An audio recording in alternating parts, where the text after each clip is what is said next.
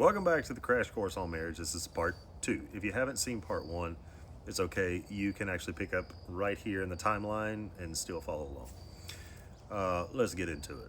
So what I'm describing is mostly from the Western world because that's where most of my audience lives and breathes. When the war ended, women had tasted freedom, and men had seen that loyalty wasn't guaranteed. The foundation of marriage began to crack, and what used to be about duty and survival started shifting towards fulfillment and desire. People were no longer getting married to survive, they were getting married to feel alive.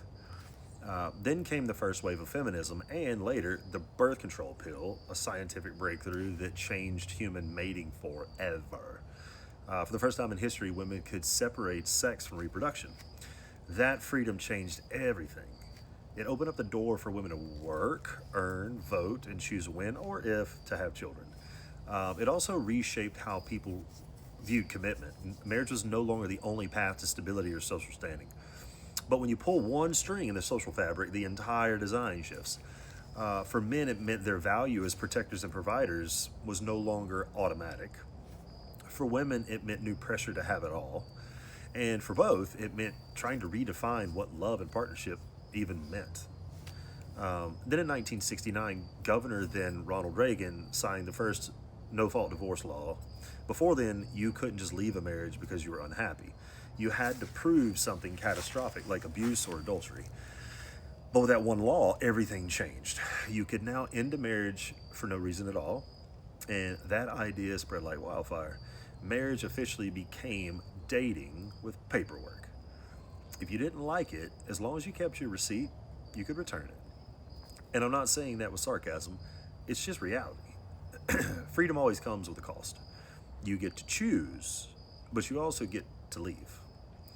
And while that freedom sounds romantic, it's what's made modern marriage hectic because it's not about duty or survival anymore, it's about emotional completion.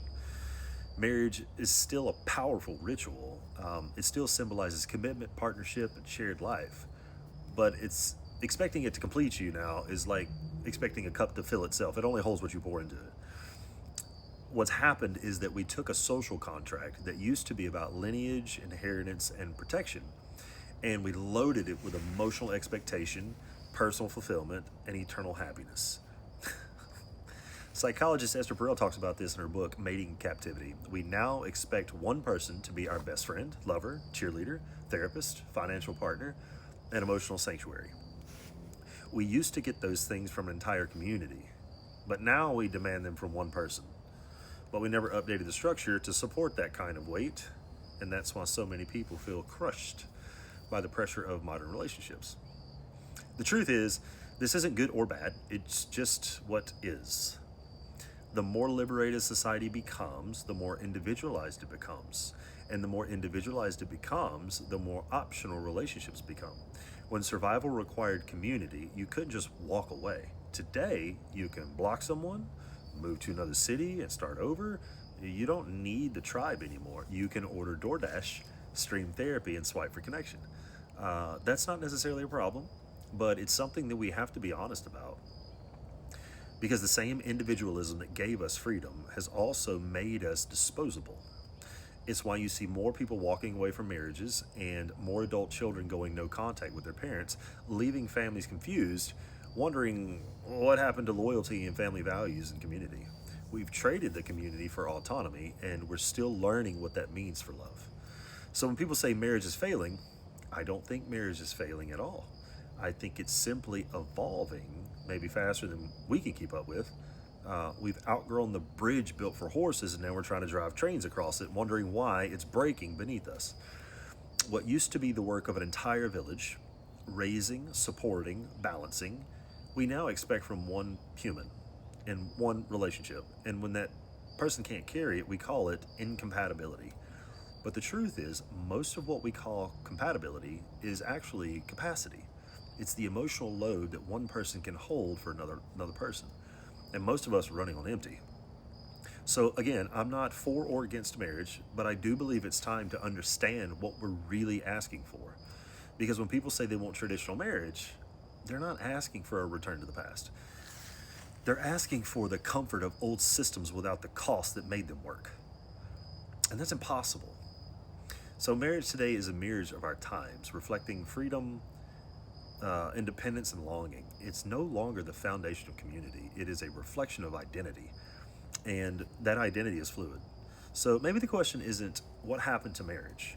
Maybe it's what happened to us. Because when we lost community, we lost the mirror that helped us see ourselves clearly. Now we project our needs onto our partners and call that love. But love isn't a contract, it isn't an obligation, it isn't even a promise. Love, in its purest form, is charity, giving without asking anything in return. Relationships, though, they're about transactions of value. Once the exchange of value stops, the relationship often ends. But love, real love, it can still remain, wanting what's best for someone even if they're no longer with you. That's the difference. And it's important to see the difference clearly because love and relationships are not the same thing. They're not mutually exclusive. Love in its purest form is freely given at the pleasure of the giver. Relationships, on the other hand, are transactions of value, value defined by you and your partner. You're not looking for love in relationships because you are love. What you're looking for is comfort, companionship, laughter, sex, travel, safety, communication, and a sense of feeling alive. So when people say, I love you, but I'm not in love with you, what they're really saying is, I want what's best for you, but you no longer do the things I need you to do in a romantic relationship for me to stay. That realization trips up a lot of people because when someone leaves, they assume that they're unloved, but that's not true. It just means the value exchange shifted. It means that when you step into the role of boyfriend, girlfriend, husband, or wife, you are love stepping into that role, and you breathe love into it for as long as it remains alive.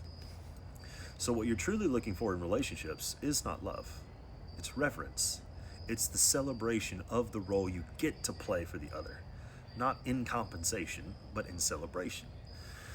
So if you got anything from this, I wrote a book called Who's Talking. It's available on my website, Amazon, and Audible. All the proceeds go to the Shriners Children's Hospital. I also do one-on-one coaching with people, and you can find that up here on my website, thechrishinton.com. I hope you enjoyed the crash course in marriage. Talk to you next time.